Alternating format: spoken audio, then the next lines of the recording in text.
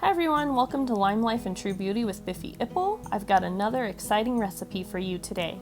Today we're going to make the ultimate creamy potato soup, and I think you guys are going to love it. If you like my videos, please go ahead and like and subscribe, and also follow me on my social media platforms. Alright, so this is what you're going to need.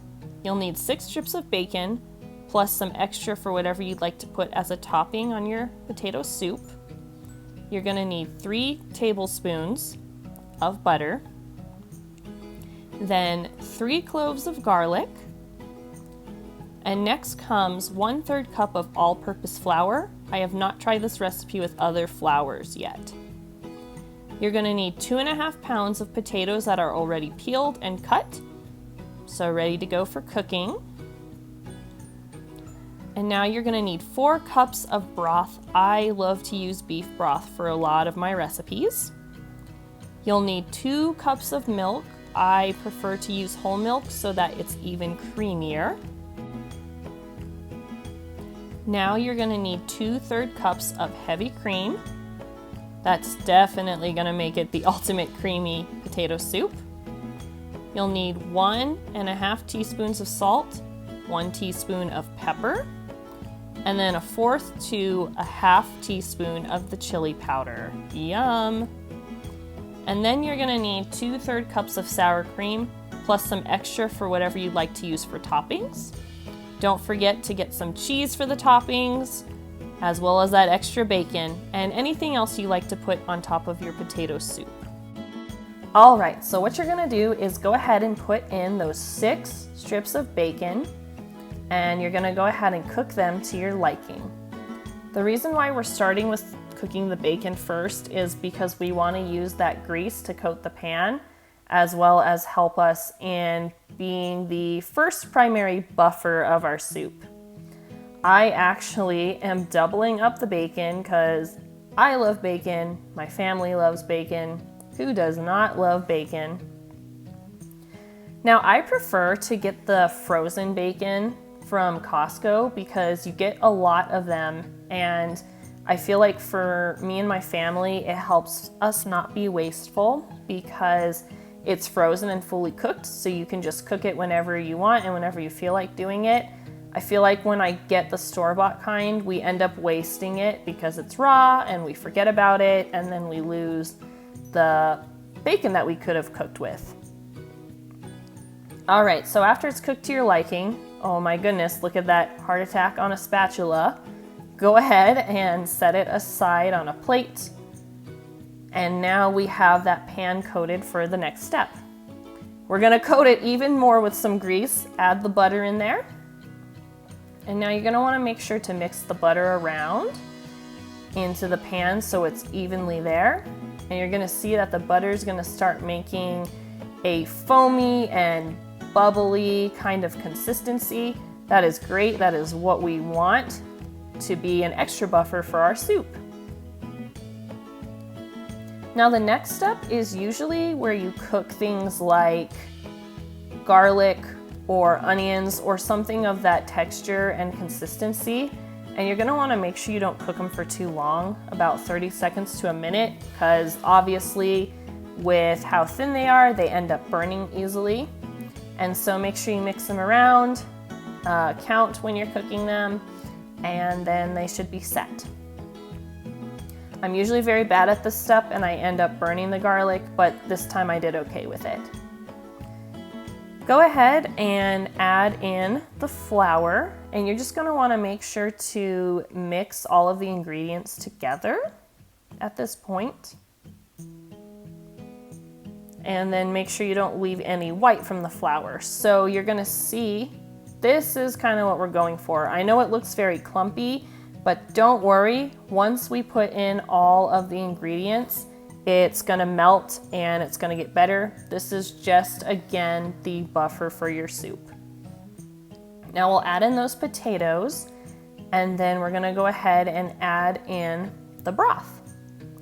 Now again, I like to use beef broth for most of my recipes. I just feel like it's more flavorful. But I'm sure you can use any other kind, like you can use vegetable or bone or chicken. whatever you prefer. This is just my preference because I feel like it makes it more tasty. Go ahead and add in that milk. And you're gonna see now it's starting to kind of change the consistency of the soup. And then you'll add in that heavy cream. This is where it all gets real. That is definitely heavy cream in this soup. I couldn't even get it all out of the cup. And next you'll add the salt and the pepper. And then after that, you're gonna go ahead and add the chili powder. Honestly, I know that for the recipe it says to do a teaspoon of this or half a teaspoon of that. I usually don't measure that out in a spoon unless it's something more crucial like baking soda or something. I just feel like for spices, it doesn't really matter, but maybe it does to you, and so go ahead and measure those out as you need to. Go ahead and mix around all of the ingredients together. And basically what we're gonna be doing is we're gonna let the pan get hot and set to a boil, and after that you'll turn the heat down and let it simmer for about 10 to 15 minutes. So once it boils, go ahead and do that, and I'll see you guys back in a bit. All right, it's been about 10 to 15 minutes. You can see that my soup has changed color and a little bit of consistency, and we're gonna make that consistency even creamier. So go ahead and pick up a masher and mash the potatoes. You actually don't have to do this. It's just the next step is blending, and I feel like my blender gets jammed if things aren't as minimal as they possibly can be. So I just prefer to take this extra step of mashing. Plus, whatever I don't put in the blender, it just makes the other potato pieces smaller because we're gonna end up taking out about 5 cups. So it's not gonna be the whole soup, just a little over half of the soup will be blended. All right, so after you're satisfied with this whole step of the mashing process, go ahead and get your blender.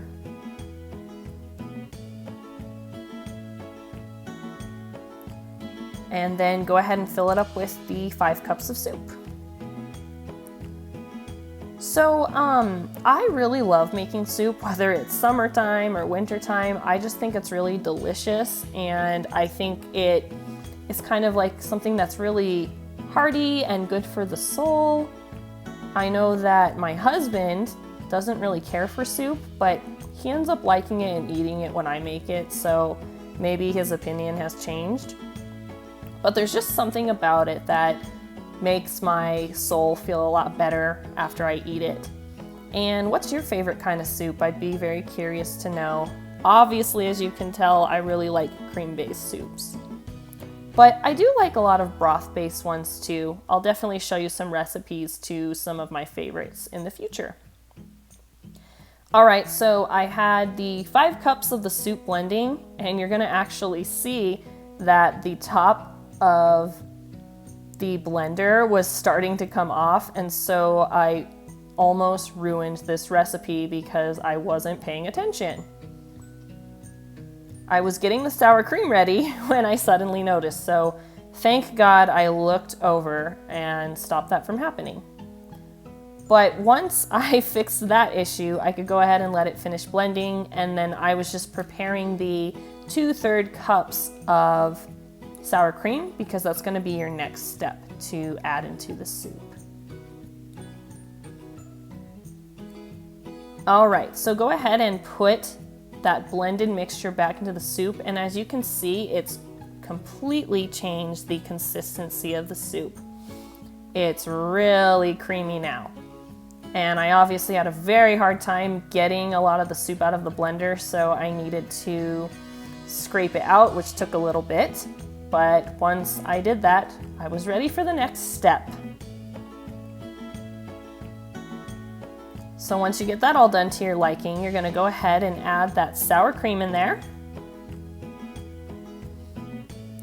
And then the bacon that you set aside, so those 6 strips, a little bit more for me and my family, you're gonna go ahead and Break them into pieces and add that into the soup too.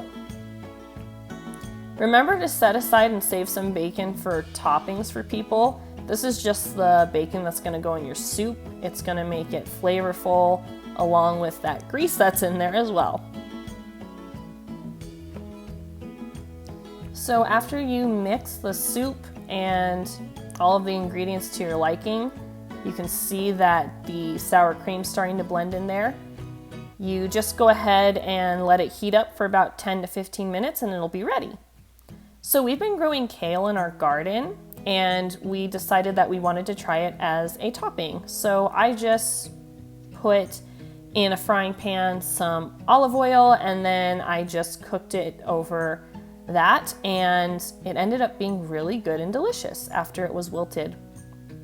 I noticed kale has a little bit of a sour taste to it, so it's good to eat in something really flavorful and tasty. And so it was perfect for the soup because I know it's a superfood and I definitely didn't end up tasting the sour from it at all. All right, once you're done, go ahead and scoop your soup out and then add the toppings that you like to put on top of it. I want to thank you all for taking time to watch this.